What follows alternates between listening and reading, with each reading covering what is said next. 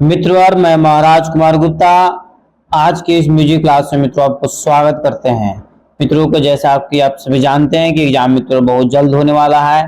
Exam के मद्देनजर मित्रों देखते हुए मित्रों अब जैसे बहुत फास्ट मित्रों क्लास चलाया जाएगा, अतः क्लास को आप प्रतिदिन जरूर ज्वाइन करें। मित्रों इस चैनल पर सुबह 8 बजे और रात्रि 8 बजे मित्रों जैसे म्यूजिक के क्लास लिए जाते हैं, अतः प्रतिदिन आप क्लास को जरूर ज्वाइन करें ताकि अपने जीवन में आप सफलता पा सकें। मित्रों यदि ए स्टेट या बीपीएससी मित्रों क्वालिफाई करना चाहते हैं म्यूजिक से तो मित्रों यह क्लास अति महत्वपूर्ण होने वाला है। मित्रों आपको सूचना देते चले कि इसी चैनल पर मित्रों प्रतिदिन शाम 7:30 बजे जैसे जीके जीएस का क्लास मित्रों स्टार्ट किया जाएगा, अतः क्लास को प्रतिदिन जरूर ज्वाइन करें और अपने दोस्तों को मित्रों इसे स्टडी ग्रुप में जरूर शेयर कर दें। आज का प्रथम प्रश्न आपका है, राग में जिस स्वर की प्रधानता हो वह स्वर क्या कहलाता है? बताइए फटाफट कमेंट्स में आंसर दीजिए कि राग में जिस स्वर की प्रधानता हो वह स्वर क्या कहलाता है। ए में आपका मंद्र है, बी में अपन्यास है, सी में अंश है, डी में आपका न्यास है। मित्रों यह प्रश्न आपके एग्जाम्स के लिए अति महत्वपूर्ण है, अतः आप सभी प्रश्नों का कमेंट्स में आंसर जरूर दें। और मित्रों एक चीज आप सभी से रिक्वेस्ट भी है कि क्लास को समय पर 8 बजे ही ज्वाइन करें। आप लोग 8 मिनट 5 मिनट 10 मिनट लेट से क्लास ज्वाइन करते हैं, तब तक 10 क्वेश्चन पार कर जाता है।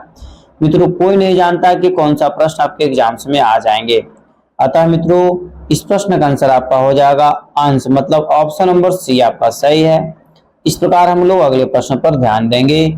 आधुनिक रागों में प्रारंभिक स्वर क्या होता है?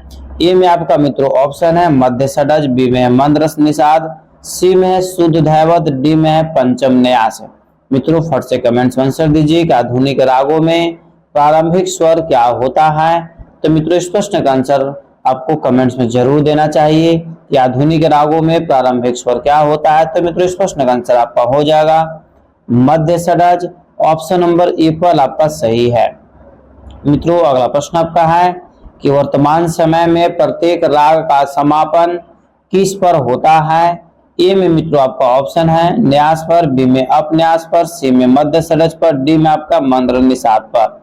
मित्रों फट से कमेंट्स में आंसर दीजिए कि इस प्रश्न का आंसर क्या होगा कि वर्तमान समय में प्रत्येक राग का समापन किस पर होता है। तो मित्रों इस प्रश्न का आंसर आपको हो जाएगा ऑप्शन नंबर सी मध्य षड्ज पर। इस प्रकार मित्रों बिना समय गवाए हुए आज के अगले प्रश्न पर आप केयर कीजिए। अगला प्रश्न आपका है कि वर्तमान समय में निम्न में से किसे संगीत रूपी भाषा का विराम चिन्ह कहा जा सकता है? ए में आपका न्यास को, बी में उपन्यास को, सी में अल्पत्व को, डी में है न्यास अपन्यास को। मित्रों फटाफट कमेंट्स में आंसर दीजिए कि वर्तमान समय में निम्न में से किसे संगीत रूपी भाषा का विराम चिन्ह कहा जा सकता है। मित्रों यह प्रश्न आपके एग्जाम्स के लिए महत्वपूर्ण है, अतः आप कमेंट्स में जरूर आंसर दें। तो मित्रों बताते चले कि इस प्रश्न का आंसर आपका हो जाएगा न्यास और अपन्यास, मतलब ऑप्शन नंबर डी आपका मित्रों सही है। अगला प्रश्न मित्रों सप्तक के कितने प्रकार माने गए हैं? ए में आपका 2 है, बी में 3 है, सी में 5 है, डी में आपका 7 है। मित्रों फट से कमेंट्स में आंसर दीजिए कि सप्तक के कितने प्रकार माने गए हैं। मित्रों फटाफट कमेंट्स में आंसर दीजिए और अपनी प्रतिक्रिया मित्रों जरूर देते रहिए कि इस प्रश्न का आंसर क्या होगा। तो मित्रों आपको बताते चले कि सप्तक के कितने प्रकार माने गए हैं। तो मित्रों सप्तक के कुल जो है से 3 प्रकार है, मंद्र सप्तक, तार सप्तक। एक सप्तक का नाम आपको कमेंट्स में बताना है, ठीक है। इस प्रकार हम लोग अगले प्रश्न पर केयर करेंगे। अगला प्रश्न आपका है कि निम्न में से कौन सा सप्तक के प्रकारों में शामिल नहीं है? ए में आपका विद्रूप है, बी में मंद्र है, सी में मध्य है, डी में आपका तार है। मित्रों फटाफट कमेंट्स में आंसर दीजिए कि इस प्रश्न का आंसर क्या होगा कि निम्न में से कौन सप्तक के प्रकारों में शामिल नहीं है। तो मित्रों आपको बताते चले कि इस प्रश्न का आंसर आपको कमेंट्स में जरूर देना चाहिए कि निम्न में से कौन सप्तक के प्रकारों में शामिल नहीं है। तो मित्रों इस प्रश्न का आंसर आपका हो जाएगा विद्रूप, मतलब एपल आंसर आपका सही है। अगला प्रश्न मित्रों कि मंद्र सप्तक में कौन सा लय अधिक कर्ण प्रिय प्रतीत होता है? बताइए। महत्वपूर्ण प्रश्न मित्रों कि मंद्र सप्तक में कौन सा लय अधिक कर्ण प्रिय प्रतीत होता है, मतलब मंद्र सप्तक में कौन सा ऐसा लय है जो हमारे कानों को सबसे अधिक प्रिय लगता है। तो मित्रों इस प्रश्न का आंसर आपका हो जाएगा ऑप्शन नंबर सी विलंबित लय। ठीक है, इस प्रकार मित्रों अगले प्रश्न पर केयर कीजिएगा कि निम्न में से कौन सा राग तार सप्तक में अधिक रंजक है, ठीक है, नहीं प्रतीत होता है। निम्न में से कौन सा राग तार सप्तक में अधिक जैसे रंजक प्रतीत नहीं होता है। ए में आपका राग बिहार, बी में राग दरबारी, सी में राग अंडाना बसंत, डी में इनमें से कोई नहीं। मित्रों फट से कमेंट्स में आंसर दीजिए कि निम्न में से कौन सा राग तार सप्तक में अधिक रंजक नहीं प्रतीत होता है। तो मित्रों इस प्रश्न का आंसर आपका हो जाएगा ऑप्शन नंबर बी राग दरबारी। ठीक है, इस प्रकार हम लोग अगले प्रश्न पर मित्रों केयर करेंगे कि निम्न में से कौन सा राग गंभीर प्रकृति का माना जाता है। ए में मित्रों है राग दरबारी होगा, बी में है राग बहार, सी में है राग अंडाना बसंत और डी में मित्रों उपयुक्त में से सभी सही है। तो मित्रों फट से कमेंट्स में आंसर दीजिए कि निम्न में से कौन सा राग गंभीर प्रकृति का माना जाता है। तो मित्रों आपको बताते चलें, जैसे राग दरबारी जो है मित्रों आपको गंभीर प्रकृति का राग माना जाता है। इस प्रकार हम लोग अगले प्रश्न पर केयर करेंगे, किसी राग में बहुत्व कितने प्रकार से दिखाया जाता है। ए में आपका 5 है, बी में 4 है, सी में 3 है, डी में आपका 2 है। मित्रों फटाफट कमेंट्स में आंसर दीजिए कि किसी राग में बहुत्व कितने प्रकार से दिखाया जाता है। तो मित्रों फट से कमेंट्स में आंसर दीजिए। ठीक है, देखिए प्रत्येक प्रश्न को आप कमेंट्स में आंसर दीजिए ताकि आपको यह पता चल सके कि आपके द्वारा तैयारी किया गया कितने चरम सीमा पर है। तो मित्रों बताइए कि किसी राग में बहुत्व कितने प्रकार से दिखाया जाता है। तो मित्रों बहुत्व मित्रों जैसे किसी राग में 2 प्रकार से दिखाया जाता है। ऑप्शन नंबर डी आपका सही है। ठीक है, इस प्रकार मित्रों हम लोग अगले प्रश्न पर केयर करेंगे कि निम्नांकित कथनों में से असत्य कथन को पहचान करें। मतलब ये 4 मित्रों आपको कथन दिया गया, स्टेटमेंट दिया गया, इसमें से कौन सा स्टेटमेंट है मित्रों जो गलत है। ठीक है, ए में आप बारीकी से केयर कीजिएगा, किसी राग में किसी स्वर का अधिक प्रयोग उसका बहुत्व कहलाता है। ठीक है, बी में मित्रों किसी राग में किसी स्वर का कम प्रयोग उसका अल्पत्व कहलाता है। सी में है किसी राग में बहुत्व 5 प्रकार से दिखाया जाता है। डी में मित्रों राग विस्तार के समय जिस स्वर पर बार बार न्यास किया जाता है उसे स्वर का राग विशेष में अभ्यास बहुत्व कहते हैं। मित्रों बताइए कि जैसे निम्न कथनों में से कौन सा कथन असत्य है। तो मित्रों बताते चलें, इस प्रश्न का आंसर आपको हो जाएगा ऑप्शन नंबर सी, क्योंकि बहुत्व मित्रों 2 प्रकार के होता है। बहुत्व कितने प्रकार के होता है? 2 प्रकार के होता है, परंतु यहाँ पर बहुत्व देखिए 5 दे दिया। इस प्रकार यही क्या आपका है गलत है, बाकी सभी का सभी स्टेटमेंट आपका सही है। अगला प्रश्न मित्रों कि निम्नांकित कथनों में से कौन सा कथन सही है। ए में मित्रों आपका ऑप्शन है राग वृंदावन सारंग में ऋषभ का अभ्यास बहुत्व है। बी में मित्रों राग दरबारी में गंधार का अभ्यास बहुत्व दिखाया जाता है। सी में मित्रों राग भैरव में ऋषभ का आलंघन बहुत्व है। डी में है राग दरबारी में गंधार का आलंघन बहुत्व है। मित्रों फटाफट कमेंट्स में आंसर दीजिए कि निम्नलिखित कथनों में से कौन सा कथन सही है। तो मित्रों बताते चलें कि बी कथन मित्रों इसमें सही है, राग दरबारी में गंधार का अभ्यास बहुत्व दिखाया जाता है। बाकी सभी का सभी कथन मित्रों स्टेटमेंट जो है सही नहीं है। इस प्रकार मित्रों बिना समय गवाए हुए अगले प्रश्न पर आप केयर कीजिएगा। राग विस्तार के समय जिस स्वर को छोड़ दिया जाए वह स्वर क्या कहलाता है। राग विस्तार के समय जिस स्वर को छोड़ दिया जाए वह स्वर क्या कहलाता है। ए में मित्रों अनभ्यास है, बी में आलंघन अल्पत्व है, सी में आलंघन बहुत्व है, डी में मित्रों आपका अभ्यास बहुत्व है। तो मित्रों फट से कमेंट में आंसर दीजिए कि राग विस्तार के समय जिस स्वर को छोड़ दिया जाए वह स्वर क्या कहलाता है। तो मित्रों बताते चले कि इस प्रश्न का आंसर आपका हो जाएगा लांघन अल्पत्व, मतलब ऑप्शन नंबर बी मित्रों आपका सही है। अगला प्रश्न मित्रों कि निम्न में से किसमें स्वर को राग का विस्तार करते समय छोड़ा तो नहीं जा सकता परंतु उस पर न्यास भी नहीं किया जाता है। ठीक है मित्रों फट से कमेंट्स में आंसर दीजिए कि इस प्रश्न का आंसर क्या होगा। निम्न में से किसमें स्वर को राग का विस्तार करते समय छोड़ा तो नहीं जा सकता परंतु उस पर न्यास भी नहीं किया जा सकता है। ए में मित्रों आपका ऑप्शन है अनभ्यास अल्पत्व में, बी में लांघन अल्पत्व में, सी में आलंघन बहुत्व में, डी में अभ्यास बहुत्व में। मित्रों फट से कमेंट्स में आंसर दीजिए कि इस प्रश्न का आंसर क्या होगा। तो मित्रों आपको बताते चले कि इस प्रश्न का आंसर आपको हो जाएगा अनभ्यास अल्पत्व में ऑप्शन नंबर ए पर आपका सही है। अगला प्रश्न मित्रों कि निम्नांकित कथनों में से सही कथन को चुने। ए में मित्रों आपका ऑप्शन है शुद्ध कल्याण में निषाद को आरोह में बढ़ते करते हैं समय छोड़ दिया जाता है। बी में मित्रों आपका ऑप्शन है राग भीमपलासी के आरोह में दैवत का लंघन अल्पत्व है। सी में मित्रों आपका ऑप्शन है राग भीमपलासी के आरोह में दैवत का लंघन अल्पत्व है। डी में मित्रों आपका ऑप्शन है शुद्ध कल्याण में निषाद को आरोह में बढ़ते करते पेड़ दिया जाता है। ठीक है, तो मित्रों फट से कमेंट्स में आंसर दीजिए कि इस प्रश्न का आंसर क्या होगा। तो मित्रों इस प्रश्न का आंसर हो जाएगा ऑप्शन नंबर डी। मित्रों आपका स्टेटमेंट सही है। इस प्रकार हम लोग अगले प्रश्न पर क्लियर करेंगे। अगला प्रश्न आपका मित्रों है कि राग के आरोह अवरोह में 5 स्वर होने से किस जाति का राग होगा, किस जाति का राग कहलाता है। ए में मित्रों आपका संपूर्ण जाति का राग, बी में साडव जाति का राग, सी में मित्रों आपका औडव जाति का राग, डी में इनमें से कोई नहीं। मित्रों फट से कमेंट्स में आंसर दीजिए कि राग के आरोह अवरोह में 5 स्वर होने से किस जाति का राग कहलाता है। तो मित्रों बताते चले कि इस प्रश्न का आंसर यदि आपको मित्रों याद है तो कमेंट्स में जरूर आंसर दीजिए, क्योंकि मित्रों सभी प्रश्न आपके एग्जाम के देखते हुए मित्रों तैयार किया गया है। तो मित्रों राग के आरोह आरोह में 5 स्वर होने से किस स्वर जाति का राग कहलाता है। तो मित्रों इस प्रश्न का आंसर हो जाएगा औडव जाति का राग कहलाता है। ऑप्शन नंबर सी आपका सही है। अगला प्रश्न मित्रों 3 मुख्य जातियों के मिश्रण से रागों की कुल 9 जातियां बनती है। निम्न में से कौन मुख्य जातियों में शामिल नहीं है। ए में मित्रों आपका ऑप्शन है संपूर्ण, बी में स्थायी, सी में साडव, डी में औडव। मित्रों फट से कमेंट्स में आंसर दीजिए कि इस प्रश्न का आंसर क्या होगा। कि 3 मुख्य जातियों के मिश्रण से रागों की कुल 9 जातियां बनती है। निम्न में से कौन मुख्य जातियां में शामिल नहीं है।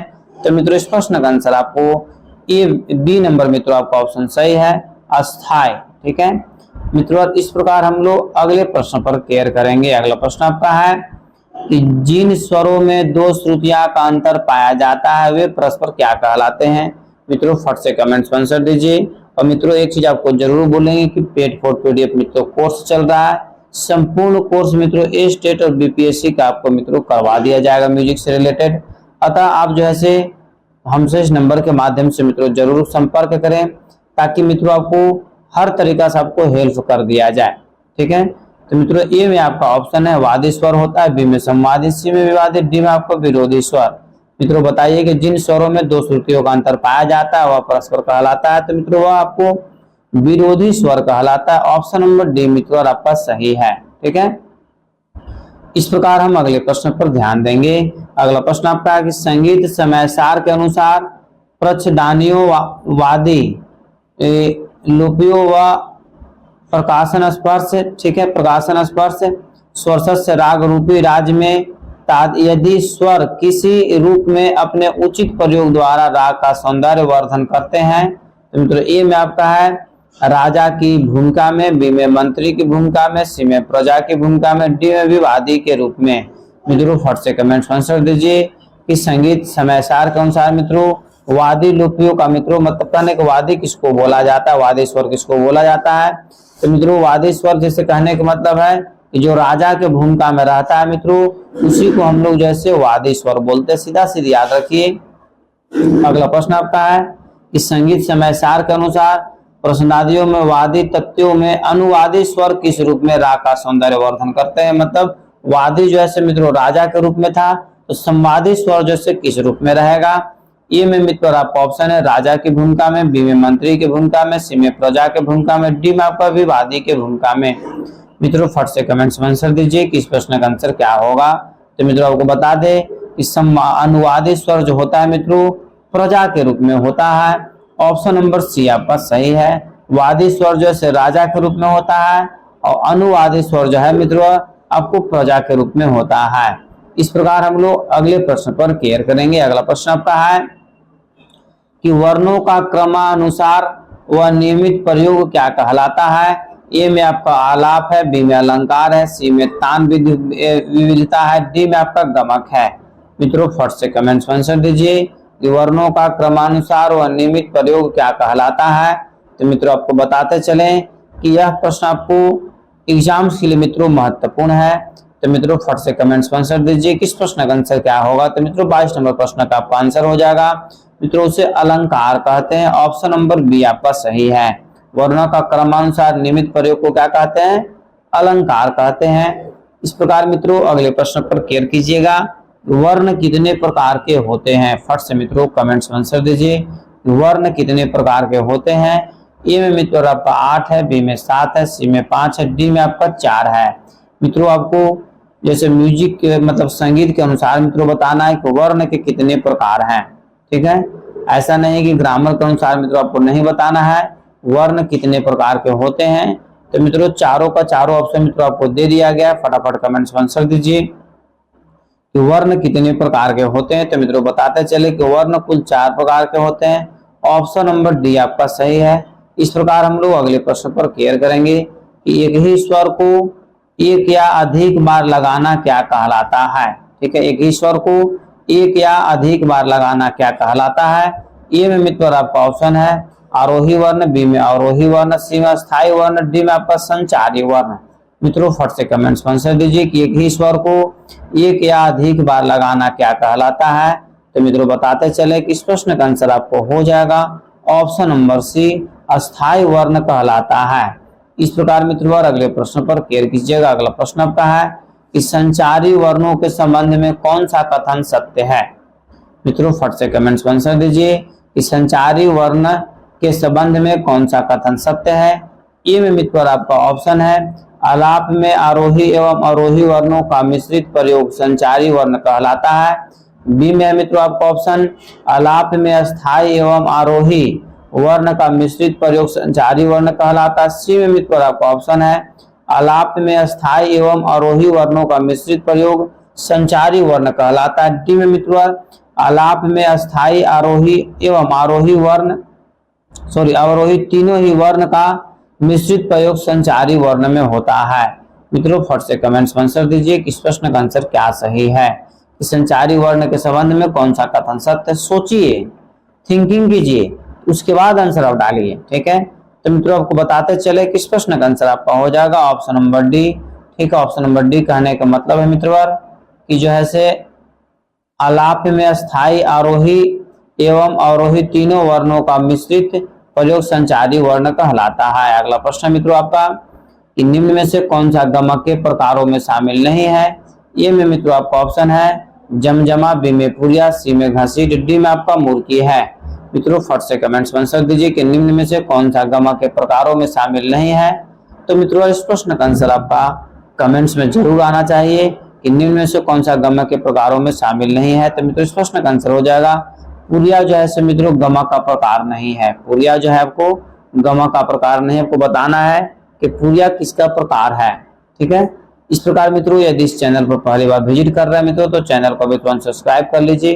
और मित्रों एक चीज आपको जरूर बोलेंगे, यदि जीवन में आप सफल होना चाहते हैं तो प्रतिदिन एक टारगेट फिक्स कीजिए। प्रतिदिन एक टारगेट फिक्स कीजिए और मित्रों इस टारगेट को पूरा करने में अपना पूरा दिन लगा दीजिए। हम लिख ही दे देंगे आपको कि आगे आने वाला समय आपका निश्चित ही सही हो जाएगा। ठीक है मित्रों, प्रश्न है कि पंडित सारंगदेव ने गमक के कितने प्रकार बताए हैं। ए में 15 है, बी में 21 है, सी में 27 है, डी में आपका 32 है। मित्रों न जाने कि इस प्रश्न का आंसर कितनी बार हम बता चुके हैं कि पंडित सारंगदेव ने जैसे गमक के कितने प्रकार बताए हैं। तो सभी मित्रों का करीब करीब आंसर सही आया, इसके लिए सभी को दिल से धन्यवाद। गमक कुल जैसे कितने प्रकार के, 15 प्रकार के, सभी का आंसर सही आ रहा है।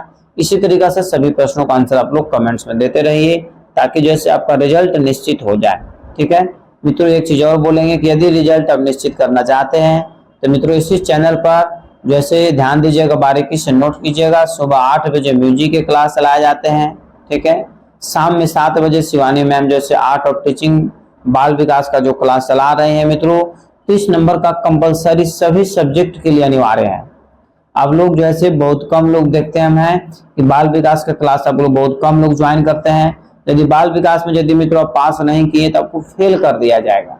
ठीक है, आपको कम नंबर आएगा, मेरिट लिस्ट नहीं बन पाएगा। इसलिए बाल विकास का क्लास आपको जरूर ज्वाइन करने की जरूरत है। और मित्रों शाम 7:30 बजे से ही इसी चैनल पर मित्रों जो है आपको जीके जीएस पे मित्रों क्लास स्टार्ट कर दिया जाएगा एक आध दो दिन में, अतः क्लास को प्रतिदिन जरूर ज्वाइन करें। प्रश्न मित्रों कि संगीत रत्नाकर में कितने अस्थाई बताए गए हैं? ए में 75 है, बी में 86 है, सी में 96 है, डी में आपका 100 है। मित्रों फट से कमेंट्स में आंसर दीजिए कि इस प्रश्न का आंसर क्या होगा कि संगीत रत्नाकर में कितने अस्थाई बताए गए हैं। तो मित्रों कुल अस्थाई की संख्या मित्रों 96 बताया गया है, मतलब ऑप्शन नंबर सी आपका सही है। ठीक है, इस प्रकार अगला प्रश्न मित्रों कि क्रियाओं के मध्य का अवकाश या विश्रांति क्या कहलाती है? ए में आपका तान है, बी में आलाप है, सी में श्रुति है, डी में आपका लय है। मित्रों फट से कमेंट्स में आंसर दीजिए कि क्रियाओं के मध्य का अवकाश या विश्रांति क्या कहलाती है। तो मित्रों फटाफट कमेंट्स में आंसर दीजिए कि इस प्रश्न का आंसर क्या होगा। तो मित्रों आपको बताते चले कि इस प्रश्न का आंसर आपका हो जाएगा ऑप्शन नंबर डी, मतलब लय आपका आंसर क्या है? सही है। इस प्रकार हम लोग अगले प्रश्न पर मित्रों केयर करेंगे। भारतीय संगीत में कितने प्रकार के लय माने गए हैं? ए में आपका 2 है, बी में 3 है, सी में 5 है, डी में आपका 7 है। मित्रों फट से कमेंट्स में आंसर दीजिए कि भारतीय संगीत में कितने प्रकार के लय माने गए हैं। तो मित्रों फटाफट कमेंट्स में आंसर दीजिए कि इस प्रश्न का आंसर क्या होगा कि भारतीय संगीत में कितने प्रकार के लय माने गए हैं।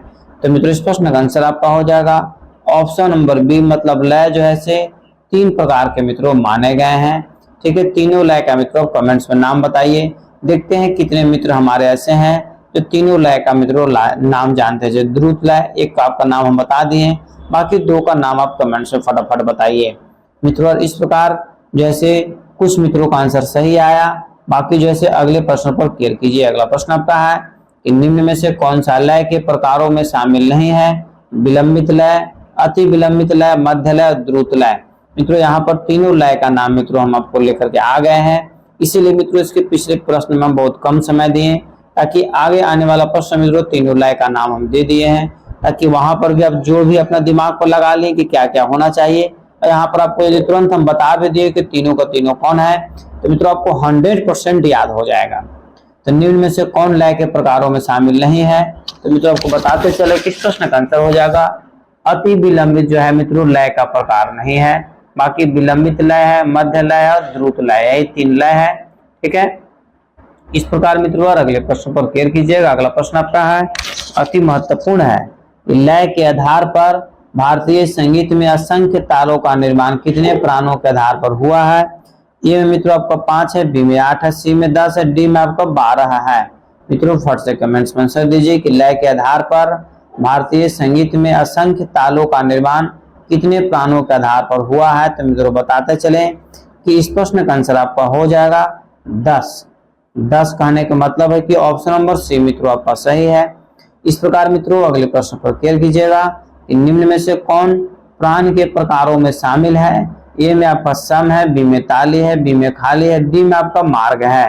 मित्रों फट से कमेंट्स में आंसर दीजिए कि निम्न में से कौन प्राण के प्रकारों में शामिल है। तो मित्रों फटाफट कमेंट्स में आंसर दीजिए और मित्रों इससे अपने स्टडी ग्रुप में मित्रों जरूर शेयर कर दे ताकि सभी लोग बढ़ सके, सभी लोग आगे की ओर पढ़ सके। तो मित्रों इस प्रश्न का आंसर आपको हो जाएगा ऑप्शन नंबर डी आपका सही है। कहने का मतलब इनमें से कौन प्राण के प्रकार में शामिल है? तो मित्रों मार्ग जैसे प्राण के प्रकार में शामिल है। मित्रों आपको कमेंट्स में आंसर देना है कि कुल प्राणों की संख्या कितनी है। ठीक है, फटाफट मित्रों कमेंट्स में आंसर दीजिए इस संगीत में मित्रों प्राणों की संख्या कितनी मानी गई है। यदि आपको याद है तो कमेंट्स में जरूर आंसर दीजिए। कुछ मित्रों का आंसर सही आता है और बाकी का गलत आता है। सभी लोग कोशिश कीजिए कि सही प्रश्न का जो है हम सभी प्रश्नों का आंसर जो सही दे। तो कुल प्राणों की संख्या मित्रों कितनी है? 10 है। ठीक है, इस प्रकार हम लोग अगले प्रश्न पर क्लियर करेंगे कि निम्न में से कौन प्राण के प्रकार में शामिल नहीं है? ए में सम है, बी में मार्ग है, डी में आती है सॉरी सी में आती है, डी में आपका काल है। मित्रों फट से कमेंट्स में आंसर दीजिए कि निम्न में से कौन प्राण के प्रकारों में शामिल नहीं है। तो मित्रों इस प्रश्न का आंसर आपका हो जाएगा सम जो है मित्रों प्राण के प्रकार में शामिल नहीं है। एप्पल आंसर आपका सही है। अगला प्रश्न मित्रों कि निम्न में से कौन निबंध गान के उदाहरण नहीं है? ए में आपका प्रबंध है, बी में आलाप है, सी में धमार है, डी में आपका दादर है।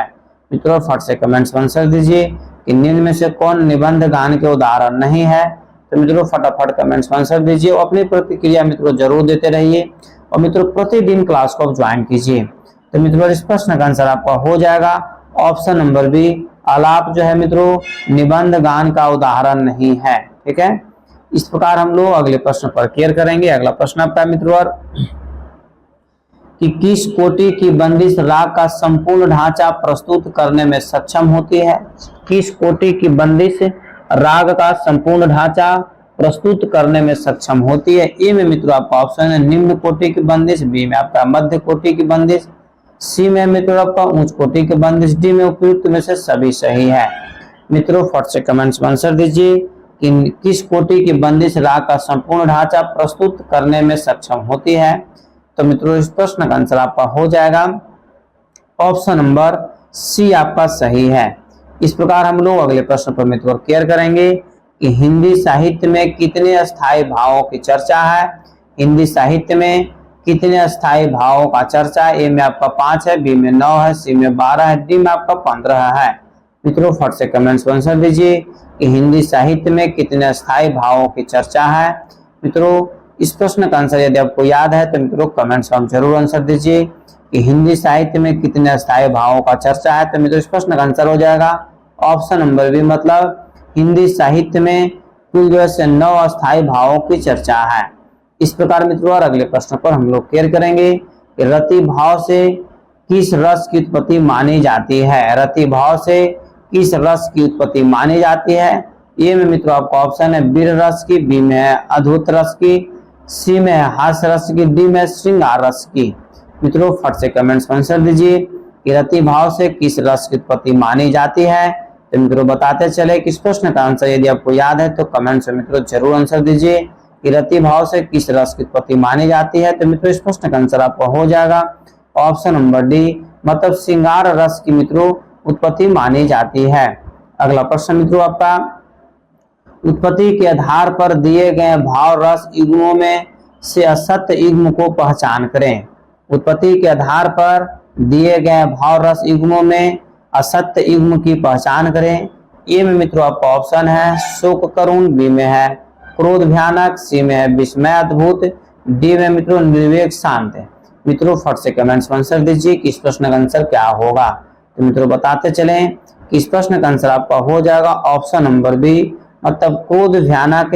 मित्रों यही आपका आंसर क्या है, सही है। इस प्रकार हम लोग अगले प्रश्न पर मित्रों क्लियर करेंगे। अगला प्रश्न आपका है निम्नांकित में से किस रस को वर्तमान समय में कहीं कहीं दशम रस के रूप में माना जाता है। मित्रों अति महत्वपूर्ण प्रश्न आपका है निम्नांकित में से किस रस को वर्तमान समय में कहीं कहीं दशम रस के रूप में माना जाता है।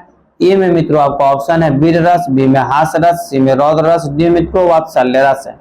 मित्रों फट से कमेंट्स में आंसर दीजिए कि इस प्रश्न का आंसर क्या होगा। तो मित्रों इस प्रश्न का आंसर आपका हो जाएगा ऑप्शन नंबर डी, मतलब वात्सल्य रस। मित्रों आपका आंसर सही है।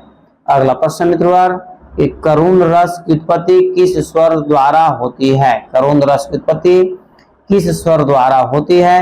ए में मित्रों आपका ऑप्शन है मध्य एवं पंचम द्वारा, बी में षड्ज एवं ऋषभ द्वारा, सी में गंधार व निषाद द्वारा, डी में मित्रों धैवत द्वारा। मित्रों फट से कमेंट्स में आंसर दीजिए कि करुण रस की उत्पत्ति किस रस द्वारा होती है। तो मित्रों इस प्रश्न का आंसर आपका हो जाएगा गंधार व निषाद रस द्वारा। ऑप्शन नंबर सी आपका सही है। अगला प्रश्न मित्रों कि विभत्स व भयानक रस की उत्पत्ति किस स्वर द्वारा होती है। ए में मित्रों आपका ऑप्शन है मध्यम स्वर द्वारा, बी में पंचम स्वर द्वारा, सी में निषाद स्वर द्वारा, डी में मित्रों धैवत स्वर द्वारा। तो मित्रों फटाफट कमेंट्स में आंसर दीजिए कि जैसे विभत्स व भयानक रस की उत्पत्ति किस स्वर द्वारा होती है। तो मित्रों इस प्रश्न का आंसर आपका हो जाएगा धैवत स्वर द्वारा। ऑप्शन नंबर डी आपका सही है। अगला प्रश्न मित्रों ऋषभ स्वर द्वारा किस रस की उत्पत्ति होती है। ए में मित्रों आपका ऑप्शन है अद्भुत रस द्वारा, बी में श्रृंगार रस, सी में हास रस, डी में मित्रों वीर रस है। मित्रों फट से कमेंट्स में आंसर दीजिए कि इस प्रश्न का आंसर क्या होगा कि ऋषभ स्वर द्वारा किस रस की उत्पत्ति होती है। तो मित्रों 43 नंबर प्रश्न का आंसर आपका हो जाएगा अद्भुत रस, मतलब ऑप्शन नंबर ए पर आपका आंसर सही है। इस प्रकार मित्रों अगले प्रश्न पर हम लोग क्लियर करेंगे। अगला प्रश्न आपका है कि हिंदुस्तानी संगीत पद्धति में स्वरों के अनुसार कितने वर्ग बनाकर उसमें रसों का समावेश बताया गया है।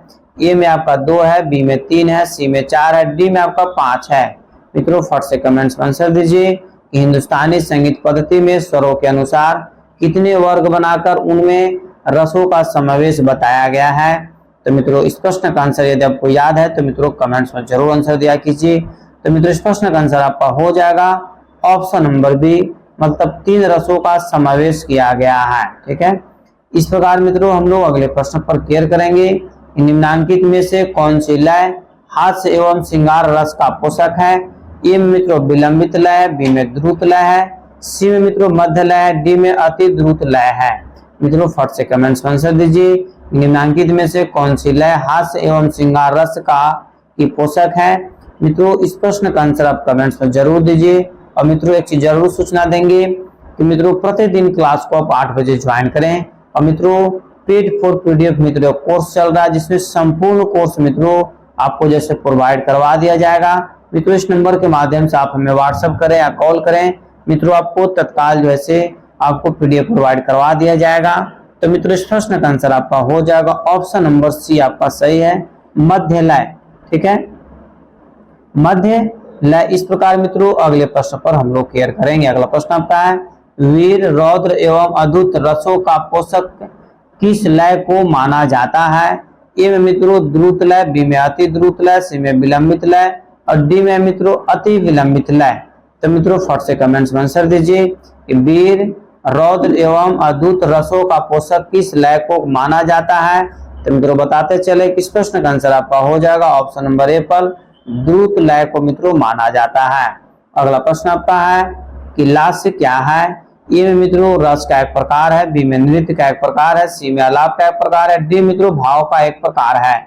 मित्रों फट से कमेंट्स में आंसर दीजिए कि लास्य क्या है। मित्रों यह प्रश्न आपके एग्जाम्स के लिए अति महत्वपूर्ण है क्योंकि यह प्रश्न मित्रों आपको डीएसएसबी में मित्रों पूछा हुआ पिछले वर्ष जब एग्जाम हुआ था डीएसएसबी का, उससे मित्रों यह पूछा गया प्रश्न है कि जैसे लास्य क्या है। ठीक है, इस प्रकार मित्रों आपको बताते चले कि इस प्रश्न का आंसर हो जाएगा लास्य मित्रों एक प्रकार का नृत्य है, मतलब ऑप्शन नंबर बी आपका सही है। ठीक है, इस प्रकार मित्रों अगले प्रश्न पर क्लियर कीजिएगा कि निम्न में से किसके माध्यम से एक गायक एक ही राग में एक ही स्वर व शब्दों द्वारा भिन्न भिन्न भावों की उत्पत्ति कर पाता है। ए में मित्रों काको भेद के माध्यम से, बी में आलाप के माध्यम से, सी में लय के माध्यम से, डी मित्रों वाद्य यंत्रों के माध्यम से। मित्रों फट से कमेंट्स में आंसर दीजिए कि निम्न में से किसके माध्यम से एक गायक एक ही राग में एक ही स्वरों व शब्दों द्वारा भिन्न भिन्न भावों की उत्पत्ति कर पाता है। तो मित्रों इस प्रश्न का आंसर आपका हो जाएगा काको भेद के माध्यम से। एप्पल आंसर आपका सही है। इस प्रकार मित्रों अगला प्रश्न आपका है कि श्रृंगार यहाँ होगा, श्रृंगार रस के लिए कौन सा वाद्य यंत्र उत्तम माना जाता है। श्रृंगार रस के लिए मित्रों कौन सा वाद्य यंत्र उत्तम माना जाता है। ए में आपका बीना है, बी में वायलिन है, सी में सारंगी है, डी में आपका सितार है। मित्रों फट से कमेंट्स में आंसर दीजिए कि श्रृंगार रस के लिए कौन सा वाद्य यंत्र उत्तम माना जाता है। तो मित्रों श्रृंगार रस के लिए जो है मित्रों आपको सबसे उत्तम वाद्य यंत्र यदि मित्रों माना गया तो सितार को माना गया है। अब याद रखिए स से श्रृंगार और स से सितार। ठीक है, इस प्रकार मित्रों अगले प्रश्न पर क्लियर कीजिएगा। अगला प्रश्न मित्रों आपका कि शांत व ध्यान दीजिएगा मित्रों शांत व करुणा रस के लिए किस वाद्य यंत्र को उत्तम माना गया है। शांत व करुणा रस के लिए किस वाद्य यंत्र को उत्तम माना गया है। ए में मित्रों शहनाई है, बी में बीना है, सी में सितार है, डी में आपको बांसुरी है। मित्रों फट से कमेंट्स में आंसर दीजिए कि इस प्रश्न का आंसर क्या होगा। मित्रों एक चीज आपको जरूर बताएंगे कि इस प्रश्न का आंसर आपको हो जाएगा ऑप्शन नंबर बी बीना, मतलब शांत व करुणा रस के लिए किस वाद्य यंत्र को उत्तम माना गया है। तो बीना को मित्रों उत्तम माना गया है। मित्रों एक चीज आपको जरूर सूचना देंगे कि मित्रों मेरे द्वारा जो पीडीएफ प्रोवाइड करवाया गया है मित्रों उन सभी मित्रों को व्हाट्सएप ग्रुप में ऐड कर दिया गया है, जोड़ दिया गया है। मित्रों उसमें हम मित्रों बहुत ही जल्द मित्रों व्हाट्सएप ग्रुप में मित्रों टेस्ट भेजने वाले हैं। एक लिंक टाइप का चलेगा मित्रों, जैसे एग्जाम में आता है उसी तरीका से मित्रों लिंक तैयार किया गया है। उस लिंक के माध्यम से मित्रों आप लिंक से मित्रों ज्वाइन कर करके आप टेस्ट दे सकते हैं और हमको भी और आपको पता चलेगा कि कितने प्रश्नों का आंसर आपका सही हो रहा है। मित्रों जैसे एग्जाम में होता है टेस्ट एग्जाम में ऑप्शन 4 रहता है। उसी तरीका से मित्रों ऑप्शन 4 यहाँ अवेलेबल रहेगा। इसे ए, बी, सी और डी मित्रों ऐसे गोल गोल जैसे ब्लैंक्स आपको छोड़ा हुआ रहेगा मित्रों। जिसमें आप टिक आउट कीजिएगा उससे मित्रों टिक आउट आपका एक ही बार होगा, दोबारा आप एडिट नहीं कर सकते हैं। ठीक है, इस प्रकार मित्रों लास्ट में आपको भी सूचना मिल जाएगा कि कितने प्रश्नों का आंसर आपका सही हुआ। अतः मित्रों आप पीडीएफ को मेरे द्वारा दिए गए पैकेज को मित्रों जरूर आप खरीद लें, ताकि व्हाट्सएप ग्रुप में मित्रों आपको जोड़ सके और टेस्ट में मित्रों आप शामिल हो सके। मित्रों एमसीक्यू टेस्ट मित्रों अति आवश्यक है। मित्रों प्रश्न आपका है कि काकू भेद का प्रयोग किस प्रकार के गायन में प्रचुर मात्रा में किया जाता है। ए में ख्याल गायन में, बी में ध्रुपद गायन में, सी में ठुमरी गायन में, डी में मित्रों भजन गायन में। तो मित्रों फट से कमेंट्स में आंसर दीजिए। तो मित्रों को बताते चलें कि इस प्रश्न का आंसर हो जाएगा ऑप्शन नंबर सी आपका सही है, ठुमरी गायन। ठीक है, इस प्रकार मित्रों सभी प्रश्नों का आंसर आपको यहाँ पर दे दिया गया है। ठीक है मित्रों, आप कमेंट्स में जरूर बताइए कि कुल 50 प्रश्नों में मित्रों कितने प्रश्नों का आंसर आपका सही हुआ। ठीक है, इस प्रकार मित्रों यदि इस चैनल पर पहली बार विजिट कर रहे हैं मित्रों तो चैनल को भी आप तुरंत सब्सक्राइब कर लीजिए, लाइक कीजिए, शेयर कीजिए, कमेंट्स कीजिए और मित्रों आप कोर्स को जरूर खरीद लीजिए, ताकि आपको ग्रुप में जोड़ करके मित्रों जो लिंक के माध्यम से मित्रों हम टेस्ट लेंगे वो आपके एग्जाम्स के लिए मित्रों बहुत ही महत्वपूर्ण, बहुत ही फायदा होने वाला है। अतः आप कोर्स को मित्रों खरीद करके आप व्हाट्सएप ग्रुप में मित्रों जरूर ज्वाइन करें, ताकि आप टेस्ट में भाग ले सके। एमसीक्यू टेस्ट मित्रों एग्जाम के पैटर्न पर मित्रों तैयार किया गया है। तब तक के लिए स्वस्थ रहिए, मस्त रहिए और एक बार प्रेम से बोलिए भारत माता की जय।